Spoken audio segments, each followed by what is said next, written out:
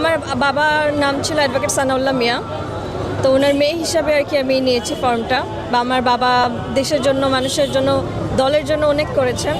So আমিও প্রত্যাশিত যে দলের জন্য, মানুষের জন্য কাজ করতে পারবো।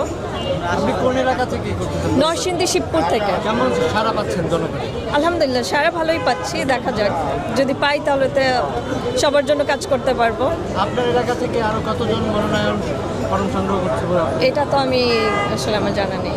আপনি যদি মনোনয়ন যেটার জন্য ফর্মটা কিনেছেন সেটা যদি আপনি পেয়ে যান ভবিষ্যতে, তাহলে আপনি কি কি দৃষ্টি উদ্ঘাটন করবেন আমাদেরকে যদি একটু জানান? সো আমি একজন নারী, অবশ্যই নারীদের যে চাহিদা আছে ওগুলো পূরণ করার চেষ্টা করব। এডুকেশন, সমাজের জন্য কাজ করার ইচ্ছে আছে আমার বাবাও সমাজের জন্য, মানুষের জন্য অনেক করেছেন। আমি এরকমই চেষ্টা করব বাবার পথে চলার, মানুষের জন্য কাজ করার, ইনশাল্লাহ। সকল নারীদেরকে তো আমরা মূলত প্রশ্ন করলে তারা এই কথাটাই বলছে যে আমরা নারীদের জন্য কিছু করতে যাচ্ছি। আসলে নারী ব্যতীত এর বাইরে বা পুরুষদের জন্য বা অন্য কোনো ক্ষেত্রে কি কিছু করতে যাচ্ছেন না আপনারা?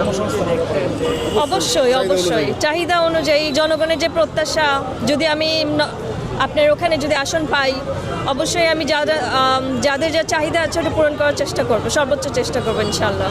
আপনার এলাকায় কি কি সমস্যা আছে যদি আমাদেরকে একটু বলতেন?